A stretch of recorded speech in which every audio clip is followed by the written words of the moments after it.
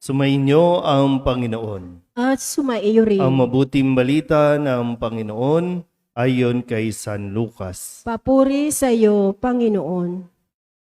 Isang araw ng pamamahinga, muling pumasok si Jesus sa sinagoga at nagturo. May isang lalaki roong tuyot ang kanang kamay. Sa hangad ng mga iskriba at mga pariseyo na maparatangan si Jesus, nagbantay sila upang tingnan kung siya'y magpapagaling sa araw ng pamamahinga. Subalit batid ni Jesus ang kanilang mga iniisip, kaya't sinabi niya sa lalaking tuyot ang kamay, "Halika rito sa unahan." Lumapit naman ang lalaki at tumayo roon. Sinabi ni Jesus sa kanila, "Tatanungin ko kayo, alin ba ang ayon sa kautusan? Ang gumawa ng mabuti o ang gumawa ng masama sa araw ng pamamahinga? Magligtas ng buhay o pumatay?" Tiningnan ni Jesus ang nasa palibot niya at sinabi sa lalaki, "Iunat mo ang iyong kamay." Inuunat nga niya ang kanyang kamay at ito'y gumaling. Nagngingit-ngit sa galit ang mga iskriba at mga pariseyo at pinag-usapan nila kung ano ang dapat gawin kay Jesus. Ang mabuting balita ng Panginoon. Pinupuri ka namin, Panginoong Hesukristo. Isang magandang gabi po sa inyong lahat. Sana naman po malinaw pa sa inyo na isa sa unang tatlong utos ng Diyos ay patungkol sa Diyos.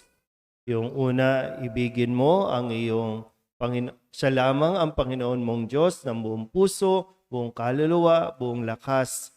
At pangalawa ay huwag gagamitin ng pangalan ng Diyos sa walang kabuluhan. At pangatlo ay ipangilin ang araw ng pamamahinga na siyang atin pong narinig ngayon sa ating ebanghelyo na kung saan araw ng pamamahinga at ang mga pariseyo na naroroon sa sinagoga ay nagmamanman sa kung anong pagkakamali ang magagawa ni Jesus. Hindi po binabago ni Jesus ang utos tungkol sa araw ng pamamahinga. Sa atin po, sa panahon natin ngayon, itinuturo ng simbahan na ang araw ng pamamahinga ay linggo. At ito ay sagrado, banal na araw na hindi dapat kaligtaan. Walang sino man ang dapat magbago nito.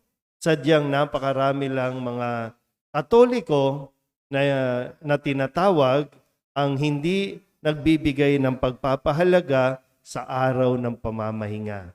Iyon ay ibinibigay natin ang ating oras para sa Diyos.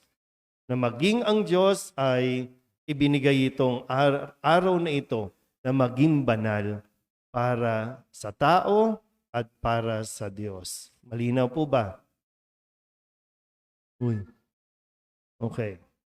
Ngayon, mayroon ditong mayroong may sakit. No? Siguro sabihin natin paralisado. No? Hindi niya maiunat yung kanyang kamay. So may sakit. Pero araw ng pamamahinga. So bahagi, kung titingnan natin, ang sinabi lang ng Diyos sa araw ng pamamahinga, huwag kayong magtatrabaho. So lahat ng uri ng trabaho. Kasi nga, alam ng Diyos, tao ka, tao tayo, mahina ang ating katawan at mahalaga ang pahinga ng katawan ng tao. Bukod pa doon sa naglalaan tayo ng oras at hinahayaan natin para bang quality time sa Diyos. Pero dito, sige, araw ng pamamahinga, mayroong nangangailangan na pagalingin. So, papagilingin ba ni Jesus o hindi?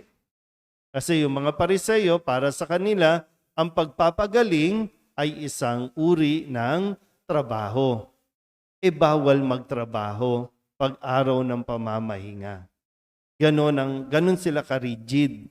Ganon yung kanilang itinuturo sa mga Hudyo Kaya mas nahihirapan ngayon ang mga Hudyo o ang mga tao, paano susundin ang mga utos ng Diyos. Kaya minsan akala ng mga ordinaryong tao ang higpit-higpit ng Diyos. Hindi mahigpit ang Diyos. Simple nga lang ang binigay niya. Ang tao ang nagpapahirap sa mga batas na ipinapatupad.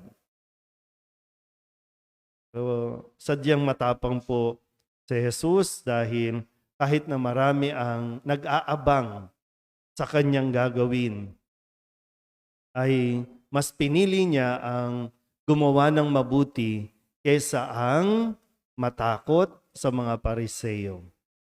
Mas pinili niyang gumawa ng mabuti kaysa ang yung bang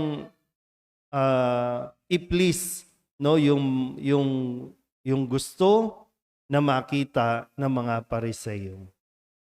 Sana po, no, sa kwentong ito na ipinahayag sa atin ngayon, mas makita natin ang paggawa ng mabuti, hindi yan namimili ng araw. Ang gumawa ng mabuti, hindi yan pinagpapahinga. Kung hinihingi ng pagkakataon na gumawa ka ng mabuti, tumulong sa kapwa, ibigay mo. Huwag mong i-justify.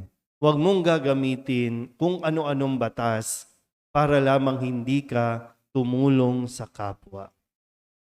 Ngayon po, no, minsan nakakalungkot kasi may mga taong gustong tumulong pero dahil mayroong batas na ipinapatupad, hindi sila pinapayagan tumulong.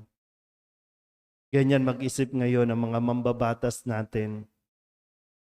Maraming tao ang araw-araw nangangailangan ng pagkain, pero dahil sa batas na pinagkakaabalahan ngayon, na mas pinipili nilang pag-usapan ng confidential fund kaysa ang pababain ng presyo ng bigas at ng gasolina. Pero confidential nga eh. Huwag niyong pag-usapan, confidential nga. Bakit niyo ipapa-approve? Ba't niyo ipapaalam? Confidential nga. Pero yung literal, kitang-kita mo na kapag pumunta ka sa palengke, magkano ang presyo ng bigas, at kapag pumunta ka sa mga gasolihan, araw-araw pataas ng pataas at bukas tataas na naman. Pwede naman nilang pababain, pwede naman nilang tulungan, pero ang sasabihin, ayon sa batas. Kailan? Ito sana, yung aral na mapulot natin dito. Kaya nga kailangan ng taong magpahinga eh. Kaya nga kailangan protektahan ang araw ng pamamahinga para natuturuan tayo sa tamang direksyon kung saan tayo dapat na tumahak. Lalo tigit para hindi tayo mapahiwalay sa Diyos. Amen?